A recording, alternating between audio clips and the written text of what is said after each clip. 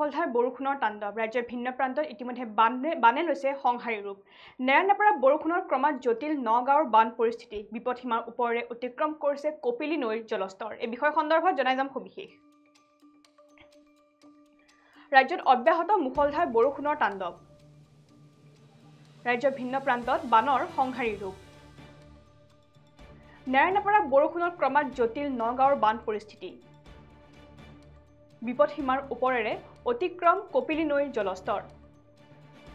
ভয়াবহ হৈ উঠিছে কামপুৰ ৰাজচক্ৰৰ বান পৰিস্থিতি কামপুৰ ৰাজচক্ৰৰ অন্তৰ্গত ২০খন গাঁও বৰ্তমান পানীৰ তলত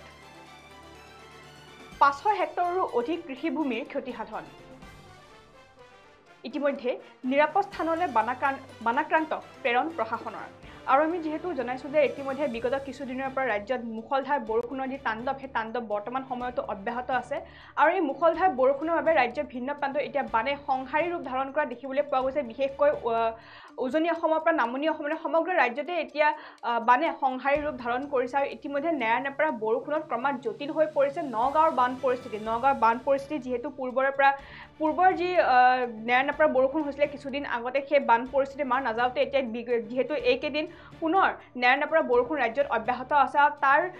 বৰ্তমান ফল ভোগ কৰিবলগীয়া হৈছে নগাঁৱৰ বাসিন্দাসকলে যিহেতু বৰ্তমান নেৰানেপেৰা বৰষুণৰ তাণ্ডৱত অতিষ্ঠ হৈ পৰা দেখিবলৈ পোৱা গৈছে আৰু যাৰ বাবে এতিয়া বিপদসীমাৰ ওপৰেৰে অতিক্ৰম কৰিছে নগাঁৱৰ কপিলী নৈৰ জলস্তৰ বৰ্তমান বিপদসীমাৰ অতিক্ৰম কৰিছে বুলি ইতিমধ্যে জানিব পৰা গৈছে আৰু ভয়াবহ হৈ উঠিছে বৰ্তমান কামপুৰ ৰাজচক্ৰৰ বান পৰিস্থিতি বৰ্তমান সময়ত ভয়াবহ হৈ উঠিছে আৰু ইয়াৰ লগতে কামপুৰ ৰাজচক্ৰৰ অন্তৰ্গত যি ২০খন গাঁও আছে সেই ২০খন গাঁও বৰ্তমান পানীৰ তলত বুৰ গৈছে বুলি ইতিমধ্যে জানিব পৰা গৈছে আৰু ইয়াৰ উপৰিও ৫০০ হেক্টৰৰো অধিক কৃষিভূমিৰ ক্ষতিসাধন হৈছে যিহেতু বৰ্তমান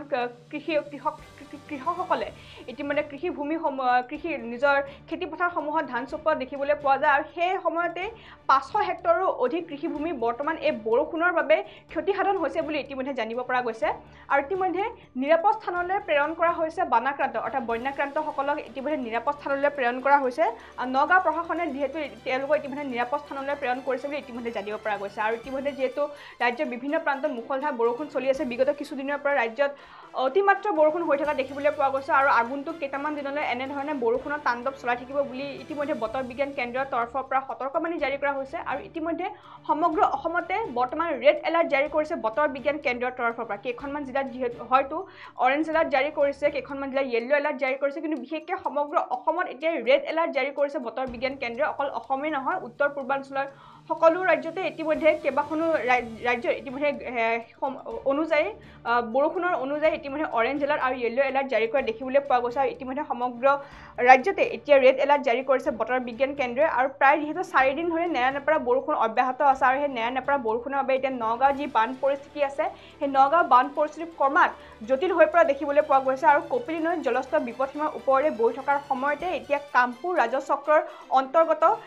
যিসমূহ গাঁও আছে সেই গাঁওসমূহ বৰ্তমান সময়ত পানীৰ তলত বুৰ গৈছে আৰু এখন দুখন নহয় সৰ্বমুঠ ২০খন গাঁও বৰ্তমান পানীৰ তলত বুৰ গৈছে বুলি ইতিমধ্যে জানিব পৰা গৈছে আৰু ইয়াৰ লগতে বকুলগুৰি চিমলাই পথাৰ চৰাইহাগী দেউৰী গাঁও চাংচকী মিকিৰ গাঁও উত্তৰ চাংচি কুম্ভীৰডুবি দক্ষিণ চাংচকী গাৰুখুন্দা চাইবু গৰুবাট গাঁৱকে ধৰি আৰু ২০খনৰো অধিক গাঁও অৰ্থাৎ ২০খনৰো অধিক গাঁও ইতিমধ্যে পানীৰ তলত বুৰ গৈছে বুলি জানিব পৰা গৈছে আৰু প্ৰাপ্ত তথ্য অনুসৰি বানত কামপুৰ ৰাজচক্ৰৰ অন্তৰ্গত ৫০০ হেক্টৰৰো অধিক কৃষিভূমি বৰ্তমান সময়ত ক্ষতিসাধন হৈছে অৰ্থাৎ কামপুৰ ৰাজচক্ৰৰ অন্তৰ্গত যি ২০খন গাঁও আছে সেই ২০খন গাঁৱৰ বাসিন্দাসকলে যি কৃষি তেওঁলোকে কৰিছিলে অৰ্থাৎ যি কৃষিভূমিত তেওঁলোকে খেতি কৰিছিলে সেই কৃষিভূমিৰ মাটি বৰ্তমান ৫০০ হেক্টৰৰো অধিক কৃষিভূমি বৰ্তমান সময়ত ক্ষতিসাধন হৈছে বুলি ইতিমধ্যে তথ্য সদৰি কৰা হৈছে